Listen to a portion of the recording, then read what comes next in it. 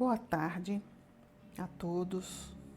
É com muita alegria que estamos mais uma vez reunidos e vamos pedir a presença daquele que sempre nos fortalece, a presença do nosso amigo Jesus, para que ele possa nos orientar, nos abençoar em mais essa reflexão de hoje.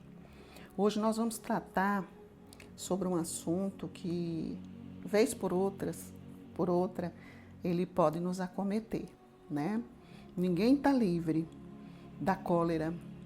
Hoje a historinha fala sobre o grito de cólera, de Neio Lúcio. Lembrando que estamos refletindo sobre o livro Ideias e Ilustrações, né, de Chico Xavier, que tem muitos ensinamentos, muitas reflexões. Então vamos lá.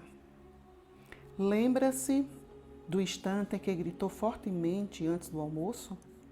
Por insignificante questão de vestuário, você pronunciou palavras feias em voz alta, desrespeitando a paz doméstica. Ah, meu filho, quantos males foram atraídos por seu gesto de cólera. A mamãe, muito aflita, correu para o interior, arrastando atenções de toda a casa. Voltou-lhe a dor de cabeça e o coração tornou a descompensar-se. As duas irmãs, que cuidavam da refeição, dirigiram-se precipitadamente para o quarto, a fim de socorrê-la, e 2/3 do almoço ficaram inutilizadas. Em razão das circunstâncias provocadas por sua irreflexão, o papai, muito contrariado, foi compelido a esperar mais tempo em casa, chegando ao serviço em grande atraso. Seu chefe não estava disposto a tolerar-lhe a falta e recebeu-o com repreensão áspera. Quem o visse, ereto e digno, a sofrer essa pena, em virtude da sua leviandade, sentiria compaixão. Porque você não passa de um jovem necessitado de disciplina. E ele é um homem de bem, idoso e correto, que já venceu muitas tempestades para amparar a família e defendê-la. Humilhado, suportou as consequências do seu gesto impulsivo, por vários dias observando na oficina, qual se for um menino vadio e imprudente. Os resultados de sua gritaria foram, porém, muito vastos. A mãezinha piorou e o médico foi chamado. Medicamentos de alto preço, trazidos à pressa, impuseram vertiginosa subida às despesas e o papai não conseguiu pagar todas as contas do armazém. Farmácia, aluguel de casa. Durante 6 meses, toda a sua família lutou e solidarizou-se para recompor a harmonia quebrada, desastradamente por sua ira infantil. 180 dias de preocupações e trabalhos árduos, sacrifícios e lágrimas. Tudo porque você, incapaz de compreender a cooperação alheia, se pôs a berrar, inconscientemente recusando a roupa que não lhe agradava. Pensa na lição, meu filho, e não repita a experiência. Todos estamos unidos reciprocamente, através de laços que procedem dos desígnios divinos. Ninguém se reúne ao acaso. Forças superiores impelem-nos uns para os outros, de modo a aprendermos a ciência da felicidade, no amor e no respeito mútuos. O golpe de machado derruba a árvore de vez. A ventania destrói um ninho de momento para outro. A ação impensada de um homem, todavia, é muito pior. O grito de cólera é um raio mortífero que penetra o círculo de pessoas em que foi pronunciado e aí se demora, indefinidamente, provocando moléstias, dificuldades e desgostos. Por que não aprender a falar e a calar a benefício de todos? Ajuda em vez de reclamar. A cólera é força infernal que nos distancia da paz divina. A própria guerra, que extermina milhões de criaturas, não é senão a ira venenosa de alguns homens que se alastra por muito tempo, ameaçando o mundo inteiro. Muito bem. Quem não crer na obediência e ao descontrole se aninha, olha o comboio apressado quando sai fora da linha. De Ulisses Bezerra. Deste preceito não fujo para saber com verdade. Só se conhece o marujo na hora da tempestade. Milton da Cruz. As suas reclamações, ainda mesmo afetivas, jamais acrescentarão nos outros uma só migalha de simpatia por você. André Luiz. Então nós vimos aqui, né? Eu só quero ler mais um trechinho aqui do finalzinho, que ele fala, né, que o golpe de machado derruba a árvore de vez. A ventania destrói um ninho de um momento para o outro. A ação impensada de um homem, todavia, é muito pior. O grito de cólera é um raio mortífero que penetra o ciclo de pessoas em que foi pronunciado e aí se demora indefinidamente, provocando moléstia, dificuldades e desgosto. Então, está aí. Quantas vezes nós pronunciamos palavras que de repente agiram como um punhal, né, no coração de outras pessoas, como por exemplo da nossa casa, né?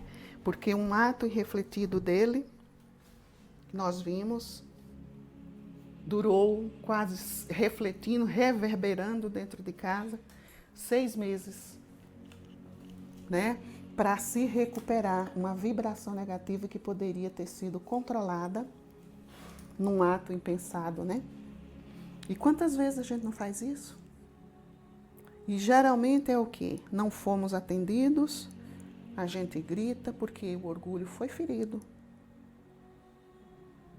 E não refletimos e acabamos, né? Como crianças infantis, que quer o brinquedo na hora que quer, diz o que quer, num ato impensado e acaba magoando e prejudicando uma família inteira, né? Então, para ajudar nas nossas reflexões aqui, nós temos o capítulo 9, Bem-aventurados os que são brandos e pacíficos. A brandura e a pacificidade, né? Nos custa muito, porque ainda somos muito atrasados, mas os brandos, os pacíficos, os serenos é quem herdarão a terra, né? Vamos ver o que ele fala aqui, né, neste evangelho. Obediência, que quer dizer o quê? Era acatar as ordens, e a resignação é aceitar pacificamente as dores ou sofrimentos da vida. Então, quando ele diz bem-aventurados, os obedientes, os resignados, acatar a ordem, não é baixar a cabeça, aceitar tudo de mão beijada, não, é refletir, aceitar aquilo que está acontecendo, buscar as forças, ser resignado, aceitar, mas buscar as forças e buscar a melhor forma de passar aquele momento difícil, né? No item 8, diz assim: Jesus nos ensina que sempre devemos optar pela obediência e a resignação. A obediência é o consentimento da razão. A resignação é o consentimento do coração. Então, obediência com razão. Pensar, por que será que está acontecendo? Mas não com revolta. Está acontecendo porque eu preciso aprender alguma lição com isso. Resignado, aceitar. Se aquilo está acontecendo é porque é uma oportunidade que nós temos de nos renovar, de nos melhorar. Quem é obediente e resignado tem a doçura por companhia, porque ele busca compreender os desígnios de Deus. O resignado, ele aceita. Ele sabe que aquilo está acontecendo por algum motivo e que as coisas podem melhorar. Então, ele vai em busca dos mecanismos que possam ajudá-lo a vencer aquela dificuldade que ele está passando, sem revolta, sem magoar, sem ferir o outro, né? Jesus carregava em si essas duas virtudes. Veio fazer que no seio da humanidade, que aquela época se encontrava perdida e ainda hoje se encontra, porém não há mais desculpas para o não exercício do segmento religioso que nós escolhemos para professar, né? Então, hoje ninguém é perseguido pela religião que decidiu buscar Deus, né?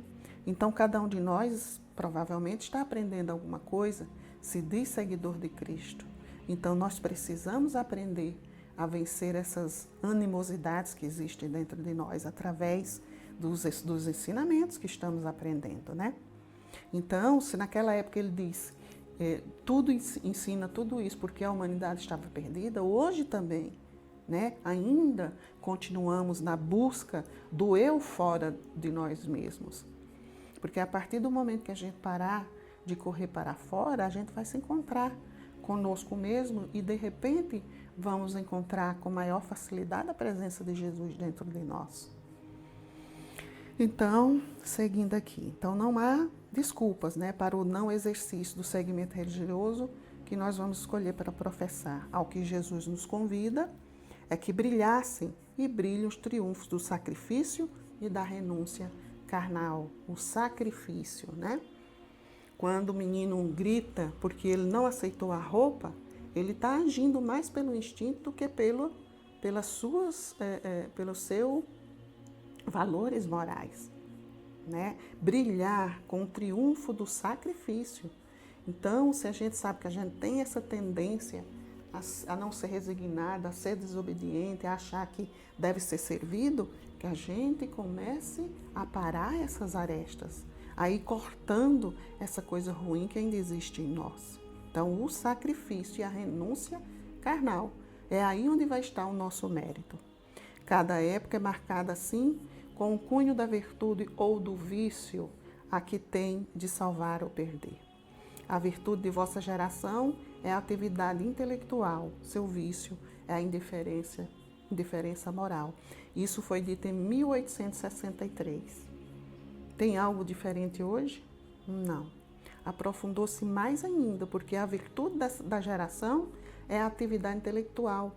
Olha quanto avanço, quanto conhecimento, quanta intelectualidade hoje nós temos. E graças à inteligência do homem, né, muita coisa mudou para a nossa facilidade, para a nossa sobrevivência, para a nossa melhoria de vida. Mas seu vício é a indiferença moral. Não adianta a gente estar evoluindo em tecnologias, em benefícios que venham a agradar a nossa vida, prolongar os nossos anos de vida, se nós estamos deixando de lado as virtudes, as questões morais, as questões de honradez, as questões de ter palavra firme nas coisas decentes, né, para com o nosso próximo. Submetei-vos à impulsão que viemos dar aos vossos espíritos. Obedecei à grande lei do progresso, que é a palavra da vossa geração. Ai do espírito preguiçoso, ai daquele que cerra o seu entendimento. Então não tem desculpa, nós estamos aqui dentro dessa evolução, nos cercando de todos os benefícios que a espiritualidade tem dado a nós.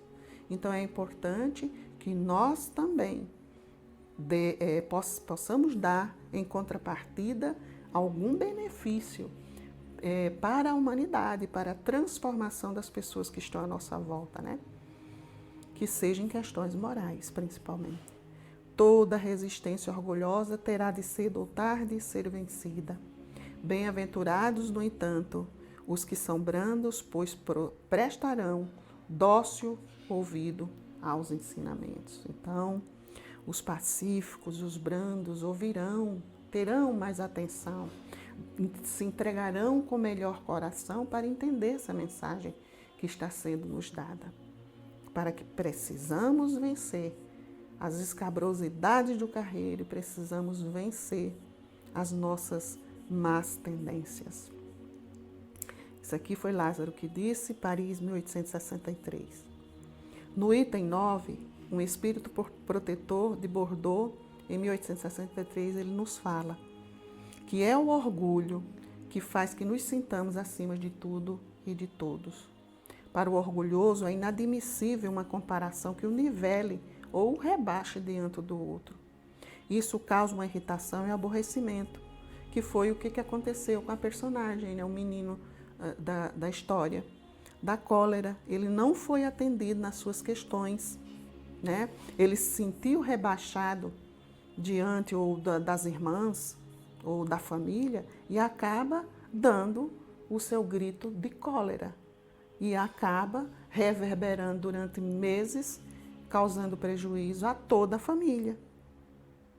Então, a cólera, porque ele não quer ser tido como menor que ninguém. Ele sempre se julga acima de todos. E não é assim com a gente?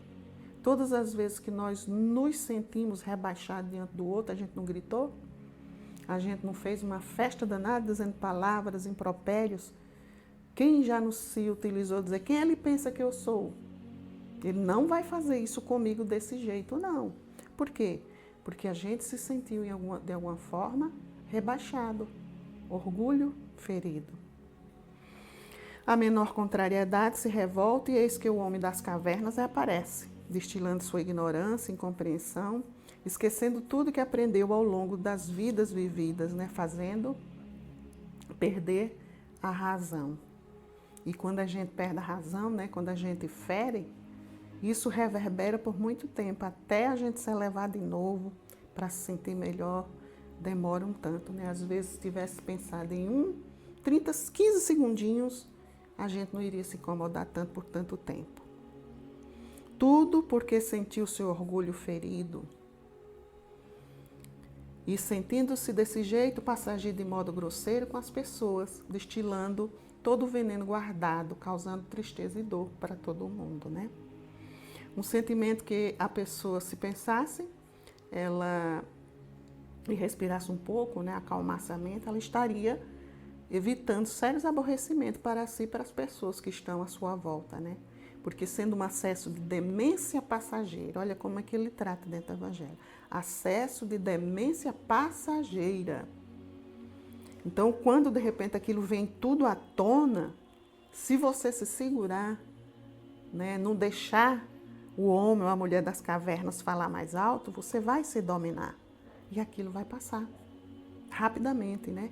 Com um pouco mais de paciência, tudo se resolveria e nós evitaríamos com certeza sérios aborrecimentos para frente.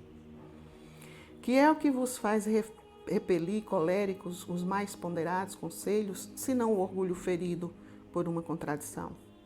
Ao orgulhoso, ele acha que todos devem se dobrar a ele, né? Todos a ele devem obedecer. São atitudes tão pueris que, se fossem analisados friamente pelo executor desses atos, ele se envergonharia. E quantas vezes a gente não já se envergonhou? Puxa vida, olha o que eu fiz. Se eu tivesse pensado, eu não faria de novo, né? Se eu tivesse parado um pouquinho, eu não estaria tão arrependida hoje. Então é assim, né? Lembrando que a primeira vítima a ser acometida é o próprio colérico, nós próprios, porque altera a nossa saúde, altera a nossa vida, né? E quantas pessoas, uma pessoa que sempre é acostumada a ser colérica, ela perde a confiança das outras pessoas, porque as pessoas vão começar o quê? A se afastar, porque sabe que essa pessoa ela tem tendência a isso, né?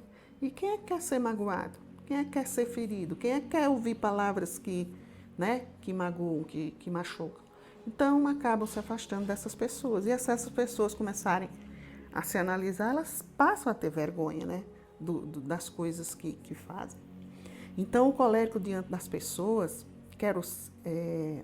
que o cercam, não é uma pessoa que passa confiança, porque ele traz a infelicidade para as pessoas.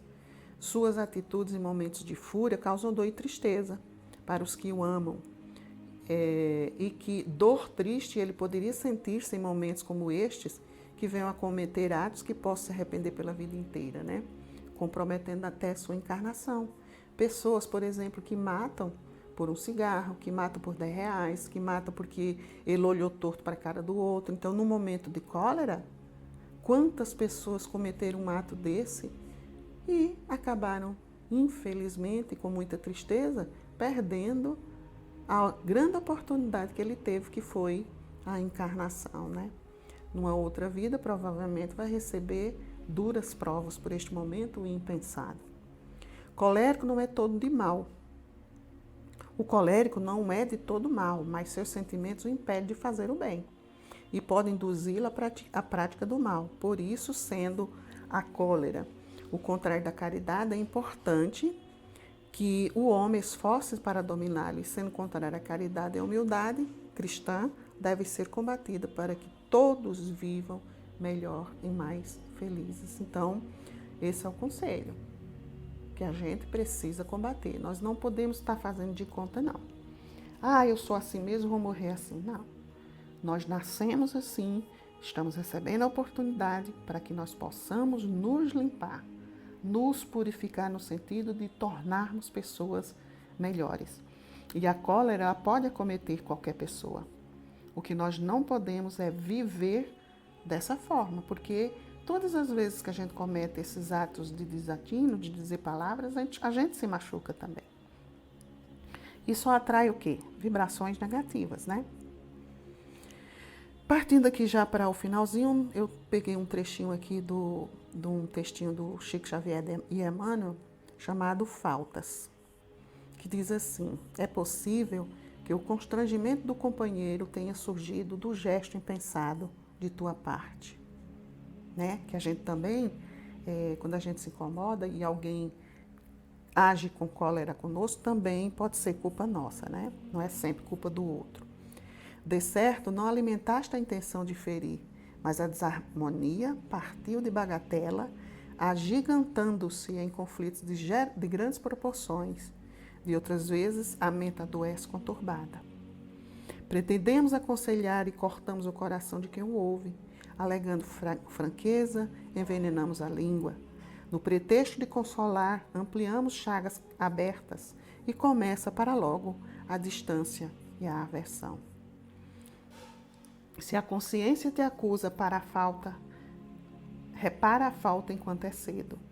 Chispa de fogo gera incêndio, leve alfinetada prepara a infecção, humildade é caminho, entendimento é remédio, perdão é profilaxia. Muitas vezes loucura e crime, dispersão e calamidade nascem de pequeninos desajustes acalentados. Olha que interessante isso aqui, né? Incêndio de grandes proporções começa de uma faísca. Uma infecção começa de uma pequena alfinetada, né? E às vezes o comprometimento de uma encarnação começa de uma simples palavra emitida que magoou, que feriu. Então, a gente pode desencadear muitos transtornos, muitas coisas ruins com os nossos sentimentos e com aquilo que a gente diz, né? Porque tudo vai da intenção do que nós vamos dizer, né? Então, que nós tenhamos muita atenção. Não hesites rogar desculpas, nem vacile a pagar-te a favor da concórdia, porquanto, na maioria dos casos de incompreensão, em que nos imaginamos sofrer dores e ser vítimas, os verdadeiros culpados somos nós mesmos. Porque a gente também tem mania de culpar o outro. Eu fiz isso porque ele é assim comigo, ou porque ele fez assado comigo. Não. Nós temos que olhar primeiro para as coisas que nós estamos pensando, para as coisas que nós estamos sentindo e refletindo para o outro. Porque muitas situações que se nós formos observar, o culpado somos nós mesmos. Partindo aqui para o final,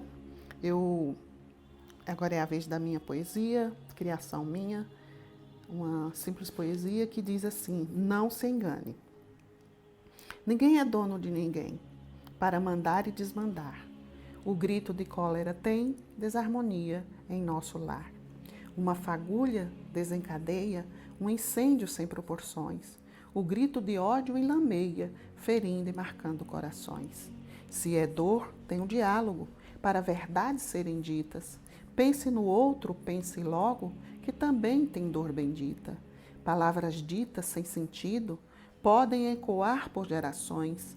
Alguém pode ficar ressentido, sentindo-se mal e com frustrações. Palavras malditas ditas geram muitas dores e engano. Use sempre as palavras benditas para você e qualquer ser humano. Uma infecção generalizada foi criada por um pequeno corte. A pessoa que por nós foi hostilizada ainda dá tempo corrigir, é a nossa sorte. Não deixe crescer aquilo que não serve. A ira somente atrasa o caminho. Pare, veja seus sentimentos e observe se neles não estão o seu descaminho. A limpeza de alma se dará pelo perdão. A benevolência é o que acalma aos que se esforçam por mansidão. A cólera é veneno que aos poucos nos consome, como se manter sereno sem dedicação e esforço que some. Para o espírito crescer, precisamos a tudo e a todos bem tratar. Assim felizes podemos viver. Com serenidade vamos aprendendo o que é amar. Portanto, o que já nos fez nosso querido e amado Jesus, agora é a nossa vez, pois é Ele que nos conduz. Raiva para quê? Se podemos a tudo embelezar. Tanto ódio por quê? Sem defeitos, são defeitos que temos que encarar. O caminho da paz e do amor será sempre o do perdão.